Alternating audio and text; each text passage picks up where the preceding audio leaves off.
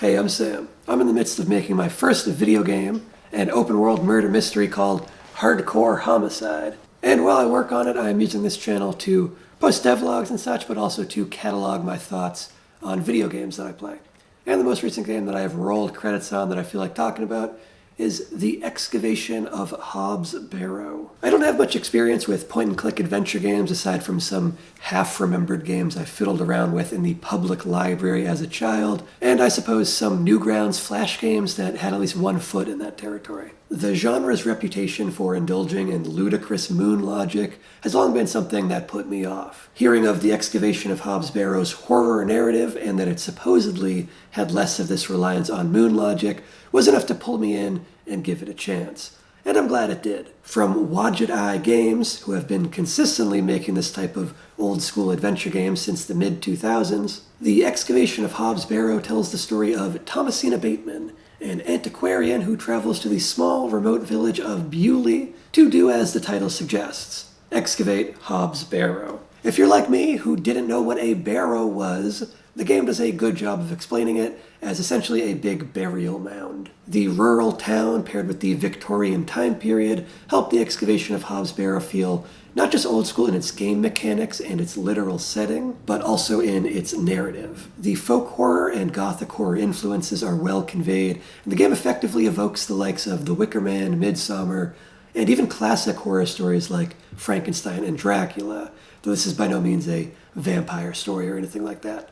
The evocation has more to do with the tone, atmosphere, and pacing, which is quite slow in the context of broader storytelling and glacially slow in the context of horror video games. This game really takes its time to get into the horror, arguably a bit too much time. But for the most part, it succeeds in feeling like a slow burn build-up, in a medium where pacing is often mishandled by virtue of rushing everything and lacking proper build-up. I was glad to find that Hob's Barrow leans into more of a novelistic sense of pacing and took its time thoroughly establishing its interesting setting and fairly large cast of distinctive characters. The writing and voice acting are quite strong across the board. The regional dialect and the way that it differs between the outside player character and the different types of locals is all well conveyed, and it further helps to make the setting feel lived in and immersive. This is a very talky game, and luckily, it has the goods to make that engaging.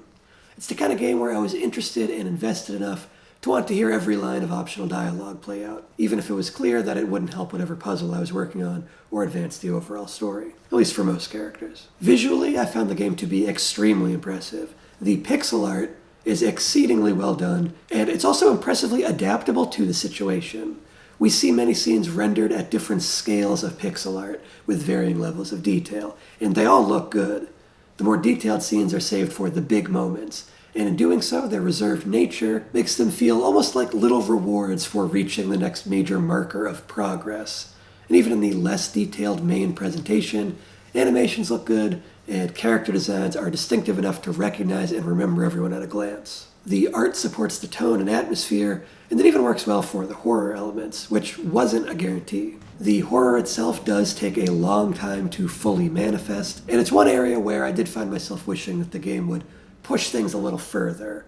What horror is present is well executed, but the bigger moments are used so sparingly that there's definitely some potential left on the table given all of that setup. And the game ends up sprinting to the finish line once it does finally kick into high gear, rather than getting the most mileage out of its horror concepts as it could have. Unfortunately, I'm much more lukewarm on the gameplay than I am on the narrative. While it may be true that the Excavation of Hob's Barrow doesn't require huge leaps of moon logic that the genre is known for, that doesn't prevent it from being a bit frustrating at points anyway. But to clarify, it isn't so much the puzzle solutions themselves that are obtuse, as it is the timing of when the game wants you to do things. For example, there was one simple puzzle where I needed to return a doll to a little girl in exchange for a favor. She told me that her brother took it, and since I had just seen her brother on the other side of town, I went straight over there to question him about it, only to find my character saying, "I can't think of anything to ask him." I thought, that's odd, he's definitely the one that I'm supposed to speak to now. So I returned to the little girl and talked to her again, and she says some more dialogue about the doll, and then she stops talking. So I try talking to the brother again, and I still can't. I go back to the little girl a third time, and now she says some more just basic flavor text about the doll that is ultimately irrelevant.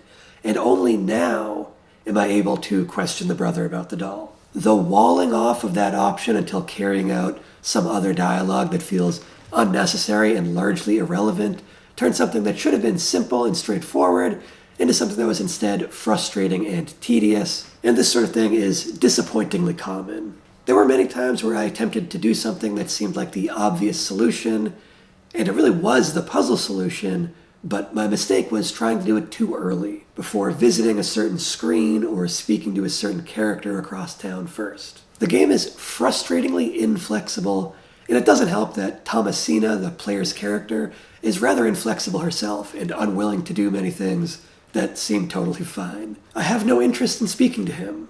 I'm not about to go into that room.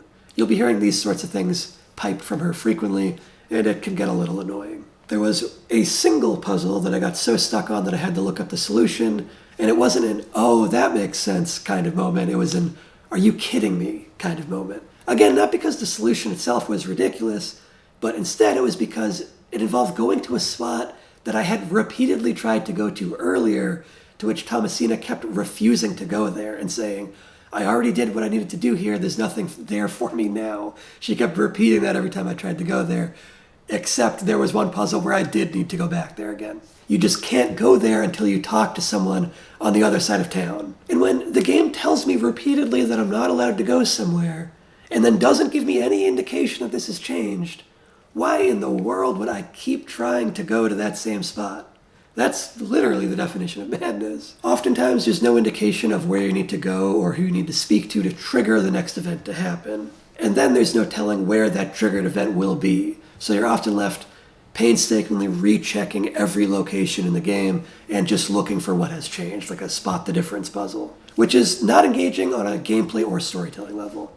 So the puzzles and tasks themselves aren't particularly obtuse, but the way that you have to carry them out in such a specific, uncommunicated way, that certainly can feel obtuse. And the frustration that this causes is what does hold the overall game back a bit. However, despite that major drawback, I remained engrossed in the mystery of Hob's Barrow, and I never considered setting the game down or giving up.